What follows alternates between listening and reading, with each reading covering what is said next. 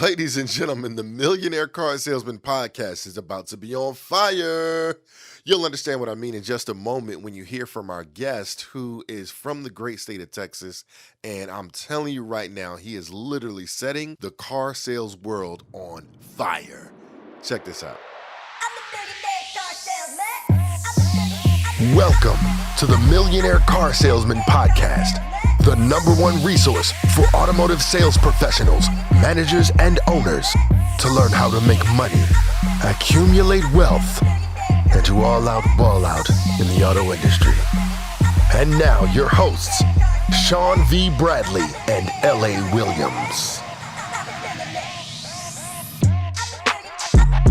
Hey everybody, this is Sean V. Bradley, president of Dealer Synergy and the creator of the Millionaire Car Salesman Group and the co-host of the Millionaire Car Salesman Podcast. And I've got a very special guest right here. I got Jake Miners from Peltier Kia. Did I say that right?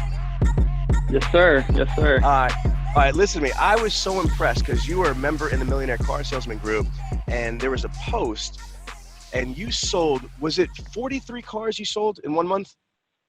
Yes, sir. 43 in June. In June. So just recently, just last month, you sold 43 units, and you work at a Kia dealership. Is it a single point Kia dealership? Yes, sir. Okay, so now tell me, you're in what state? Texas, you said? Uh-huh. Okay, so give us a little bit of your background. How long have you been in automotive sales for? So I've been selling for 2 years, but I've been in the business for 3. My first year-ish, I was a porter in detail, and then I accidentally started selling cars, and I started selling more than the floor sales guys were, just being a porter, just bumping into people and getting them in cars. And so the manager told me I had to either pick one, be in sales, or be a porter.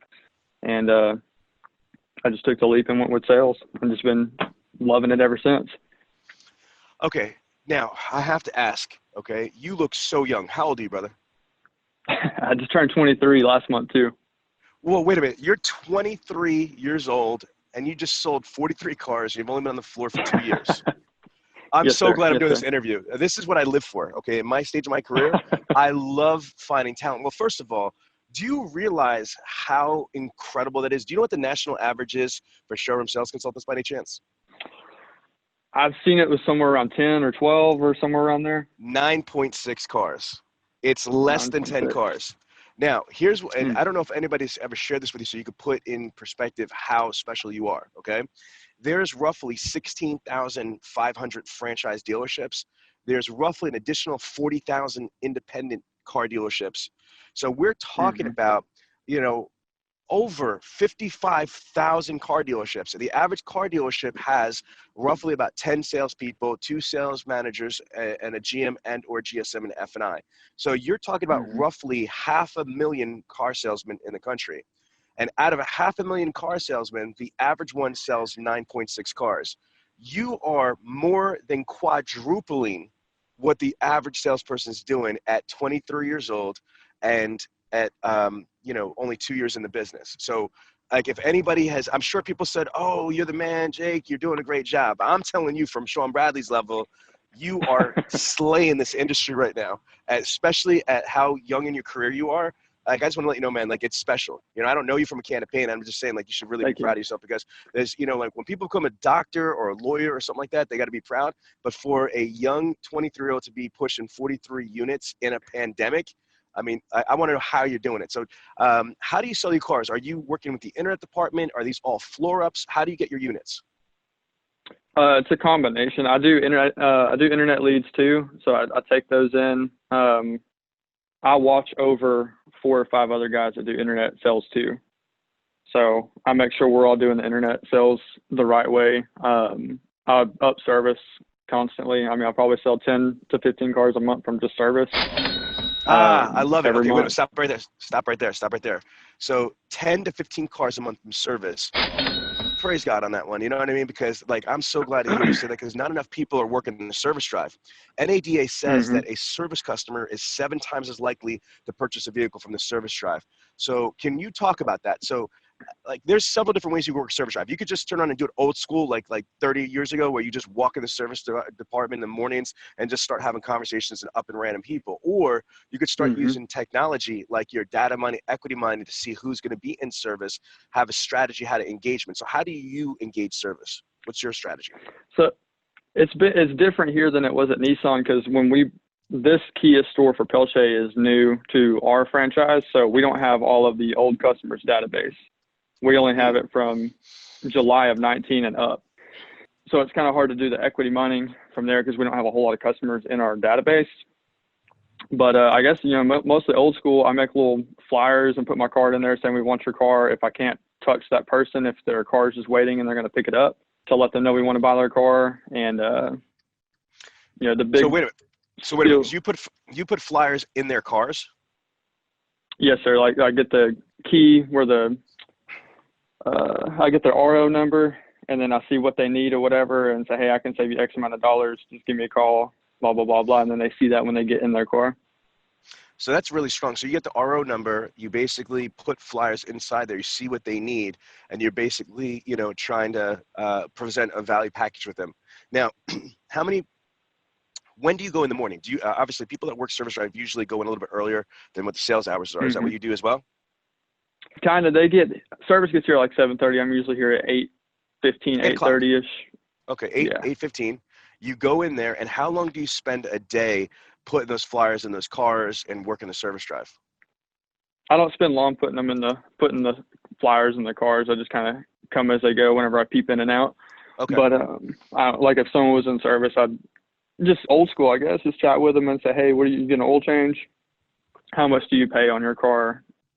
God, that's high. I mean, if we can get your payment lower or the same, and get you in a new car. If not, doesn't make sense. But oh yeah, the customer's usually open to coming over here and seeing what we can do, and it usually ends up panning out. All right, so let's talk numbers. Approximately, if you could estimate in a month, because, I'm trying to reverse engineer this. If you're pushing 10, 15 units, that means to me a certain number of people that you're talking to. How many people would you estimate that you have conversations? Not the flyers, because you're trying to paper everybody with flyers, as I would do the same thing. I agree with that. How many people do you actually get to, if you estimate, converse with or engage from service? 30, 40 people in a month? Yeah, it would be around 35 to 40. Wow. So 35 out of 35 to 40 people, you're basically just, building a rapport, qualifying them, trying to find out what they're paying, what their situation in service. And just, you're saying, you're trying to say, hey, look, I could do something really special for you. I could get you out of the situation, out of, a vehicle that you might have no warranty left, or you might have some issues with, or it's just a little aged, or it's an older body style or whatever. And I could get you into this other situation. And so just by having a conversation with them, you're converting about 10 to 15 cars. Brother, that is awesome. Okay, so a big bulk of your cars comes from that. You have internet sales, you have phone sales. Do you live off of a lot of ups? Are you still getting a lot of fresh ups to your dealership or no? Yeah, we have a lot of fresh ups that come in. We have 6 guys that don't receive internet leads, 5 or 6 guys that don't receive internet leads. And so I kind of let them have their fair share of the law ups, but if they're not here or busy, I jump out there and talk to them when I can. Okay. Now, where would you say, how are you doing with referrals? Are you generating a lot of referrals, a lot of people telling other people to go see you if they need a car? More so here at Kia than it was at Nissan. I've had a lot more referrals here at Kia. I don't know if it's a customer base or what, but are you guys paying referral fees or bird dogs? Mm-hmm. How we much pay $100 referrals. Okay, good, strong. Okay. Now, what about prospecting? Because if you saw yesterday, my nephew just started selling car. He's in training, and he just put a 1-minute video up on Snapchat, and he spotted a used 97 Ford truck. I mean, it was crazy. So are you using social media? Are you on YouTube? Are you generating your own prospects somehow? I used to be on Instagram, and then I stopped that because I had a lot of spam people messaging in, but I use Facebook daily. How are you doing with Facebook? What, like Facebook, your personal page, Facebook business page, Facebook Marketplace? What are you using on Facebook? Facebook personal page. Facebook personal page. Are you selling Mm-hmm. any cars consistently per month from Facebook? It consists 2 or 3 consistently from Facebook, probably a month. Some months more, some months less. So you would have to say that one of the biggest lead gen for you is service. That's huge. Okay, so what would you say your second largest or largest is? Do you get more deals from internet, phones, showroom? Yes, internet and phone ups are key. Okay, good. All right. Now let's talk money, because this is the Millionaire Car Salesman Podcast. To sell Yes, sir. 43 vehicles in a month, how much did you gross for the dealership? Just out of curiosity, approximately. For the deal, like, what did the dealership make for my sales or me? Yeah, because let's say if you're averaging 2 G's a copy, obviously that would be like, $86,000 approximately right there. Do you know what your grosses were approximately? I don't know what the grosses were for the dealership, but it was the most the store's seen. Okay, that's what's up. Now for yourself, I just interviewed somebody that sold 25 cars that made like over 20 grand. So when you're selling 43 cars, if you calculated commissions, bonuses, spiffs, any OEM spins, any Kia spins, if there were any in June, if you added the whole month in, what would you estimate that you were able to generate in personal income? It was 39 grand. $39,000. Yes, sir. That's what I'm talking about. And that's, I'm glad to hear you say that, because then I know that you're being paid right. Okay. So you made almost $40,000 in a month at 23 years old. I'm not trying to be funny, but that's like Pablo Escobar numbers. I mean, like that, those are like hustler. Those are like rap star numbers. You kidding me? Yeah. I mean, like that's crazy. Did you think 3 years ago that you would make 40 grand in a month? No, and that's what I was going to tell you. I got in the business to make, it's weird. It's really funny to say out loud now. I got in the business to make 30 grand a year. 3 grand a month. You got in the business to make 30 grand, but then in 1 month you made 39,000. All right. So are you buying stupid shit like a 23-year-old kid, like rims and stuff? Or are you investing your money? Yeah, I invested and saved it. I bought it's not here anymore, but I bought a flamethrower for work. So when people bought a car with me, yeah, I bought a flamethrower for work. So when people bought a car with me, we can like shoot the flamethrower in front of the car to deliver it. And the owner found out, and we had to like X-nay that. Okay, so I got to repeat that, because my wife's right here, and I have the headset on, so she's got to listen vicariously through me. So he bought a flamethrower for work, so when people bought a cars, they could light it up until the owner found out about it, and then he X-nayed that stuff. Man, I like you right now. I mean, like, you just, that's the first time I've ever heard that in my life.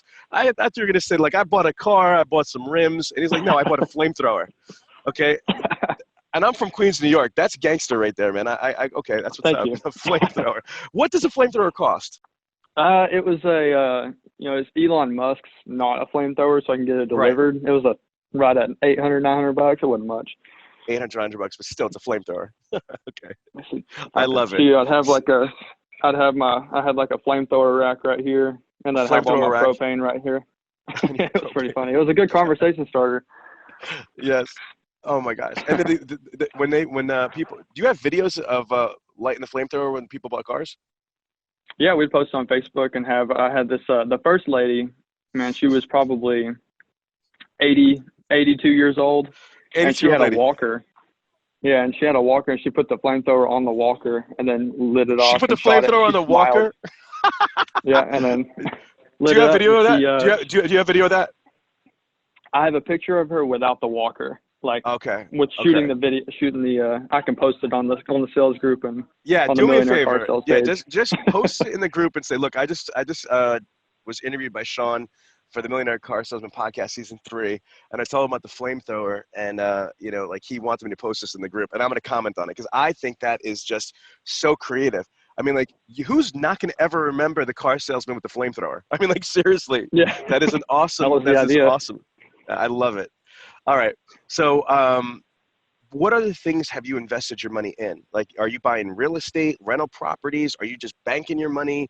Are you buying stocks, bonds? I mean, like, that's a lot of money just to leave in a bank account. You know what I mean? So, like, what are you doing with your investments? Yeah, and I haven't made I make consistently good money, but I haven't made that money consistently yet. But when I first got into the business, I got into a lot of debt. obviously. And so I paid all that off. That's what a lot of us have been going to, is paying off all the debt. I paid off my fiance's car this past month, and then just working on paying that down and then buying land with cash and then building the house. That's what I'm hoping to do. But I invest a little bit with Edward Jones, like, stocks and stuff, but I don't know exactly how to do it all myself. So I just invest it here and there, but mostly I just bank on what I have. Okay. And try to just keep it. Have you read a book or heard of a book called Rich Dad, Poor Dad? No, I've heard of it. I have not. I actually went to go order it. I think my Wi-Fi messed up. I couldn't order it, but I planned on ordering that book. I've heard of it. Write that down. This changed my life. I mean, again, Rich Dad, Poor Dad is such a really, really good book. Another one I think that's similar, but a little older, is The Richest Man in Babylon. But I'd say Rich Dad, Poor Dad is a great book, and it would be really, really helpful. Now, one little bit of advice I'd say to you, because thank you so much for your time. This is inspiring for all of our listeners to hear this, is that buying that car out, it's a depreciating asset. It's not doing anything for you. I mean, so I personally wouldn't have recommended buying the car out. With that money, you should look at duplexes and things like that, and this is one thing that Grant Cardone says, and I wish I did this differently. So I'm going to tell you, I would tell my daughter and my nephew that's in the business as well. And my daughter and my nephew actually have this on their plan, that they're going to do this. If you bought a duplex or something like that, now you are different because you have a fiance and you're balling right now, so you might want to buy the house too. But what my daughter's going to do, and she's 21 years old, is she's going to buy a duplex. She's going to live in one of the units, and she's going to rent out the other unit. That way, her tenant is going to pay for her entire mortgage or most of her mortgage. If she gets a triplex, what you could do is your mortgage is completely paid. You're going to develop equity, and you develop a passive income stream. I know there's a guy, and you could look at this up if you Google this, Brown Daub Kia, okay? His name is Tom Ring. The owner of Brown Daub Kia, Tom Ring, if you YouTube it, it's one of my clients. He was a real estate mogul. His daughter was the heiress and stuff, but he wound up selling his dealerships. But what he was doing is buying rental properties. And, by the time the girl was your age, by the time she was 23, I think she had 11 or 12 properties that she had residual income coming through. I have a lot of people that are in the Millionaire Car Salesman Network that are real millionaires, brother, real millionaires. And there's a guy that, I don't know if you heard his story. His name's Greg Jones. He's from SEPA, Cadillac, Buick, Chevy, GMC, in about 40 minutes outside of St. Louis, Missouri. Shout out to Greg Jones. If you're listening, Greg, I appreciate you. The man sells 50 to 60 cars a month. He makes $350,000 a year, but he's made over, I think it's $12 million on the showroom floor in his career. But he invests his money in real estate. He even owns a local dry cleaners and all sorts of stuff. Crazy, you know what I mean? But he's just a car guy. He loves selling cars, and and if you have that business that's built in, it's pretty strong. But you're a rare bird from what I've seen, and I've been all over the world, training with automotive professionals, and usually 40, 50 car people like that, they have a big book of business. They've been doing it for a long time. So for you to only be doing it for 2 years is really incredible. You just can't even imagine, man. Once, in another 3, 4, 5 years from now, it's going to get stupid for you in a beautiful way, and that's when you're going to get into the Ali Rada type stuff, where you're going to need 1 or 2 assistants. You have a marketing thing, yada, yada, yada. Right? A couple questions for you.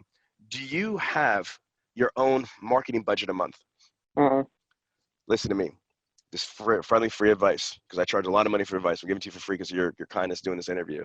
If I were you, I would definitely be building my brand. Again, because if you don't even have your own marketing strategy and you're doing that well, how come you're not getting a billboard, for you? Why don't you have your own website? Why aren't you driving traffic to your website? Why aren't you doing Facebook paid ads and Instagram paid ads to generate a shit ton more leads? Just out of curiosity.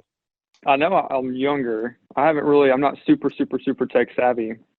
Okay. I haven't had anybody show me how to, the right way to build the website or do those Facebook ads. But I've seen people talk good about it, and I've wanted to try it. I just haven't had anybody walk me through how to get there, I guess. Well, how about this? I'm going to do that for free for you. Okay. I'm serious. I'm blessed, man. I got 11 companies. I'm good.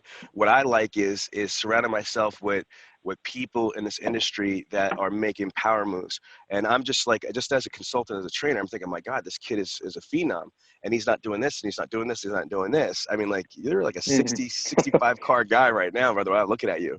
It's amazing. What's your schedule? Like, how often do you work? 6 days a week. So, okay, I respect that. 6 days a week. And about how many hours do you put in?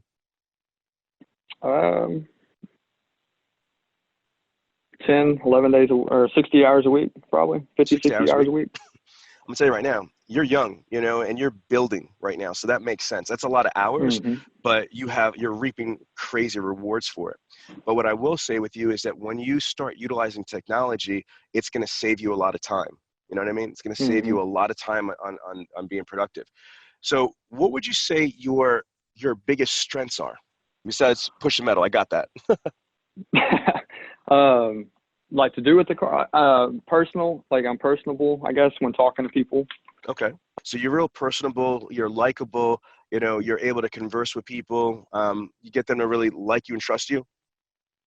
Yeah, they like me. Almost all my customers really love me and trust me and add each other on social media and all that.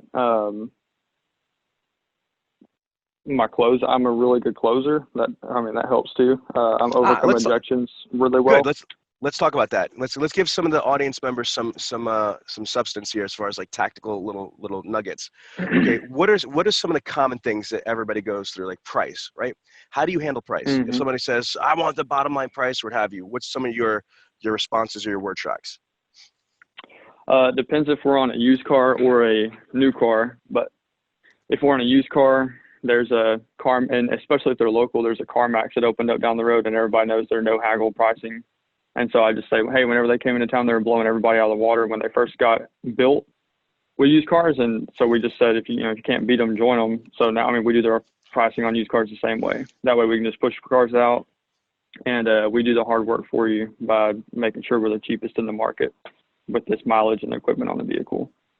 Okay, on a new car, they've seen it online and they're here because it's a good deal. You're not going to look at two different products and go to the more expensive one and say, hey man, I really like this one, but you need to lower your price.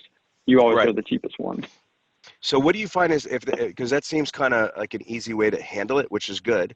What do you find not for you, because obviously you're selling 43 cars, for the average salesperson, if they were in your shoes, what would they find difficult? Is it when you try to close the deal and they're like, I got to think about it, or I'm not sure? Because you said you're a really good closer. What makes you a really good closer? What are some of the closing statements, the closing techniques that you use to be able to close as high as you do?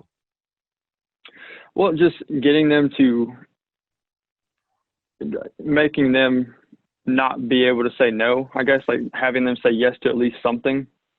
And make that work if they got to think about it. Why would you have to think about it if you like the car? Like I've seen it posted on the page before, and there's like the 3 M's, like the machine, the money. I hit them with that all the time. You like the car, the price is right. Is it me? And they're like, no, you're good. I'm like, all right, well then what can we do to make this a deal? But I guess just not letting them be able to walk out and, usually they end up just making it where it's easy for them to say yes and where they do the deal.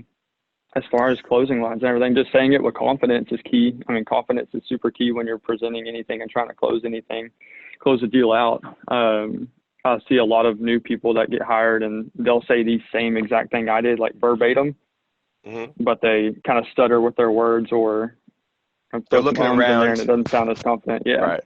They're looking around. So saying with confidence is key.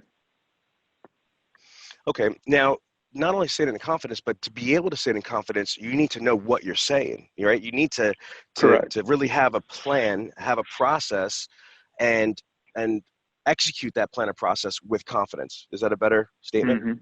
Okay. Yes. Now, why do you think you're more successful than the average salesperson?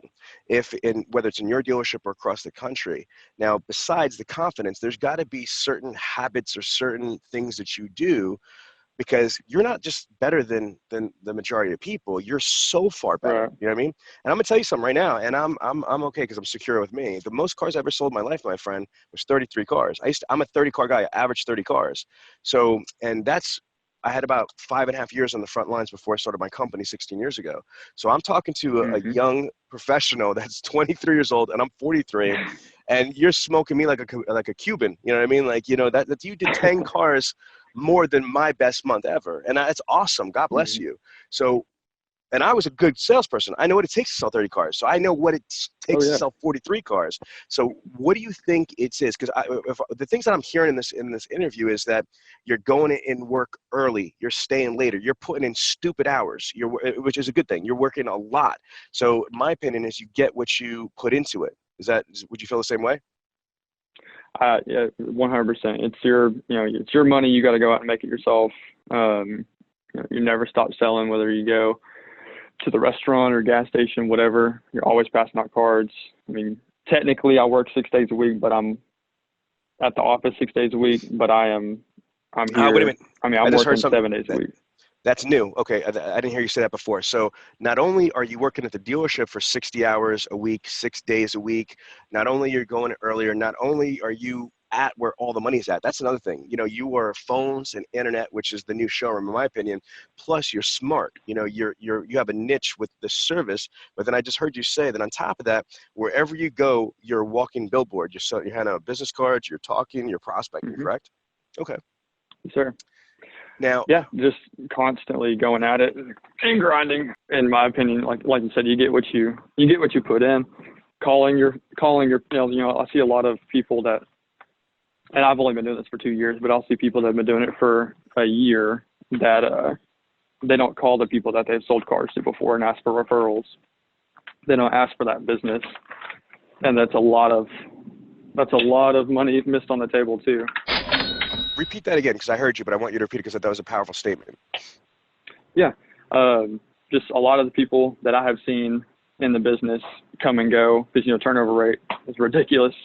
They don't call their people that they've sold to ask them how the car is doing. They don't text them happy birthday or text them on their pictures of the car after they're delivered, or they don't ask them for referrals down the road.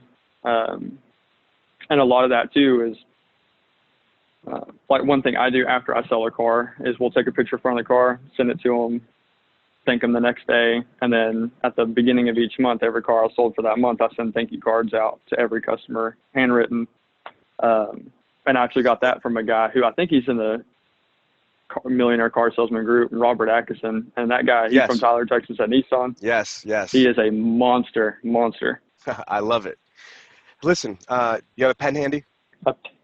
All right, good. I want you to write this down. Okay, a pen. I want you to write a couple things down. Have you heard of a company called Send Out Cards? I think you've posted about it. Yes. In okay. The past, so I've seen it. I'm so proud of that you remember like all the stuff that I post in the group, and you're using the group to help you. I'm so proud of that, man. It's awesome. But let's go to this. So write down Send Out Cards. Send Out Cards is right up your alley, especially since you're making some money. The company, and I have zero affiliation with them, but I've known people over the years who use them. They basically have the ability to make like real like Hallmark cards, but you take these digital pictures, for example, and you could have them actually made into real cards that you could digitally write, or you could handwrite yourself. But they're also, you know how like if I don't know if you've ordered certain things online and then you could add things onto it. For example, like I like steaks, right? Texas, there you go. I like Omaha steaks and Wagyu steaks. And so when I go to omahasteaks.com, this is a true story, there's also, I could pick out my ribeye Wagyu steaks, and then there's also an add-on for like wine.com. So I could buy a bottle of wine or whatever, and it's just like an a la carte type thing. Well, Send Out Cards, you can send out these cards, but you could add stuffed animals. You could add, I think, Mrs. Fields cookies, all sorts of stuff. And so the reason why I would say that this is a high-level pro tip, what you're doing is brilliant. It's extreme or superb customer excellence. When somebody buys a vehicle, you want to make it a memorable experience. I love that. But instead, like, how can you streamline that process So it's faster, so you can spend more time prospecting or closing deals. So use technology, not only that's going to streamline that process, almost like production line, right? But it would also add a whole nother level. Instead of it being like a mom and pop shop, you're a Ferrari dealership now. You know what I mean? Metaphorically speaking with this. Right. And then there's different people. Like if you have a mini, because there's not a lot of gross in the deal, then you get a card. Okay, that's really personal. It's nice. But if you turn around and you gross, I'm sure you gross on certain deals, right? Okay, for me, Yes, sir. not everybody's created equally, and that's not a disrespectful thing. But if I'm making, $2,000 or $1,000 commission, or even, on somebody, I'm going to turn around and send them a box of cookies. You know what I'm saying? Like I'm going to turn around and send them something a little bit extra, because you want to show your appreciation. You know what I mean? And it's just my opinion. So that's one thing. Another thing I would say is that there's people that do different things. So I'm just going to share with you some of the top people like Ali Reda, Cody Carter, and the Frank Granitti's of the world. These people all sell over 100 cars a month on the showroom floor. Okay, so they're doing, and Ali's doing triple what you're doing, which is crazy. You know what I mean? Because you're doing astronomically high numbers. One of the things that they're doing is that they're 1,000% customer focused, meaning that no matter what happens, they don't even allow them to go to the service department or the parts department or anything else. They're the 100% concierge, so they can control the experience. Do you do the same thing? Or do you still, like if they have to, order parts or schedule service appointments or check recalls, do you concierge that, or do you liaise on that, or you just let them do that themselves? No, I for the most part I direct them. Like I'll say, hey, I'll take care of it. You just need to come in at this point, and we got you taken care of. Unless the customers, just wanting to take care of themselves, which happened before. But no, for the most part, I concierge it for them and make it where they don't have to do a whole lot. Okay, that's good. Good. Now, last question I have for you is, do you create any type of, how like my daughter has T Got Your Keys? There's so many different brands within the brand. Have you come up with a brand for yourself yet? No, I've tried to figure out a way or like a brand to make for myself. Yeah. But I haven't been able to come up with one yet. All right, so here's what I'm going to do for you. I'm going to do a couple of things for you. By the way, I recommend Build a Brand. I'm sure you heard about Build a Brand in the group like a million times. And again, I get zero money from those people. You know what I mean? But I just support them because of how good they are and what they do for my daughter. But Build a Brand's platform, I love it because it's full DMS integration, your inventory. So like right now, if you refer people, say, check out my website, if you post a link from a VDP off of your website, it goes to the internet department, which you might be in the internet department, but like if you look at my daughter's website, T Got Your Keys, she is the VDP as the rep.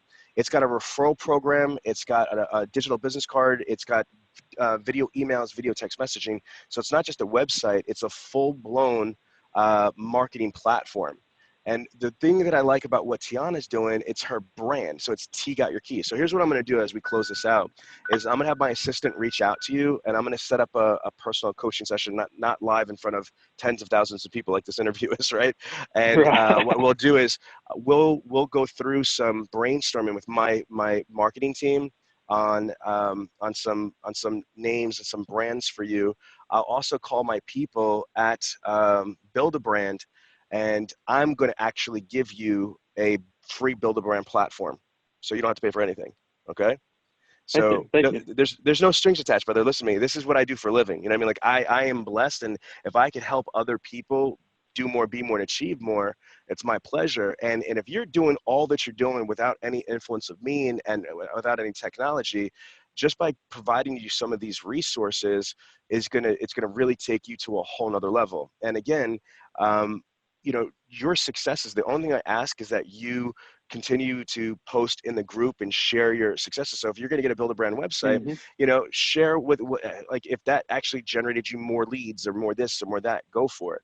Now you mentioned a bunch of times you led me to believe that you're pretty active in the group, like listening to people, communicating with people, etc. And I've seen you in there myself.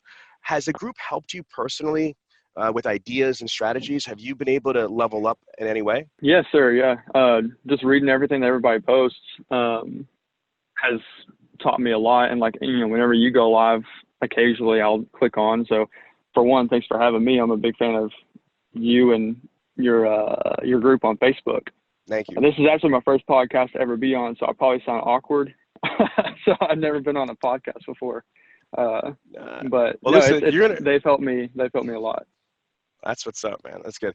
No, what's going to happen is we're pretty largely syndicated. Like I have 17,000 members in the group, but they're all mastermind members. You know what I mean? Like they're used to how strict I'm in the group with like stupid stuff that goes in. And then the podcast, it's crazy. We have people all over the world, from United Kingdom, from Africa, from Ireland, you know, from South America, and all of the United States that listen to the podcast. Like we just talked to, this is crazy, last week, 126 rooftop dealer group from the United Kingdom, 126 rooftops that wants to go onto our Brother to Man, and they listen to our podcast, and they're in the Millionaire Car Salesman group. So this is what the world is. The world has become so much smaller because of social media and technology. And so what you're doing can really inspire so many people. Like I get excited talking to someone like you because my daughter's 21 and she's averaging about 18 cars a month at a Buick GMC dealership. And so for her to hear another young professional that's just slaying it. And then my nephew is 19. He says today's his third day in training, and, you know, and he reminds me of like, you know, some of like you, like that hard worker, that's a go-getter. I mean, you know, again, and so young kids like that don't want to hear from like 45, 50-year-old, 6-year-old dinosaurs that have been doing this like back in the 80s and 90s. They're like, dude, stop it. Like, I mean, like I'm pretty savvy. I'm an internet guy, but I was blown away that I watched my nephew just randomly, like almost just like nonchalantly, post 2 Snapchat videos, spot one car, and is working on the other one. It's insane. So anyway, I thank you for your time. And so, like I said, in closing, I'm going to have my assistant reach out to you, set up a free strategy session. And then in that strategy session, we're going to go over a couple things. One's going to be the marketing brand. And once we come up with that brand, I'm going to reach out to my people at Build a Brand, like Cameron Moore, who's in the group. And then we'll build you a Build a Brand site. And then, you know, we'll just watch you break 50 and 60 cars, brother. Hey, that'll work. Thank you. Thank you. So there you have it, the Millionaire Car Salesman Podcast. This podcast comes to you every week from the city of brotherly love, Philadelphia, Pennsylvania. If you have a question about the show or would like the chance to become a guest, feel free to contact us directly at 856-546-2440 or email us at millionairecarsalesman@gmail.com. This program is a presentation of Synergy Records, produced by Jason Caleri and Karen Bradley, production and engineering by L.A. Williams. The Millionaire Car Salesman Podcast is hosted every week by L.A. Williams and the Millionaire Car Salesman himself, Sean V. Bradley. The Millionaire Car Salesman Podcast can be found everywhere, so please don't forget to review, subscribe to, and share the show. Thanks for listening to the Millionaire Car Salesman Podcast, and remember, where I'm from, money provides options. The Millionaire Car Salesman Podcast is sponsored in part by Scar Food, Bradley On Demand, and Dealer Synergy. If you enjoyed this podcast, then make sure to give it a thumbs up, subscribe, and leave us a review. You know, let some other folks know about it. Oh, and don't forget to join the Millionaire Car Salesman group on Facebook. We'll see you there.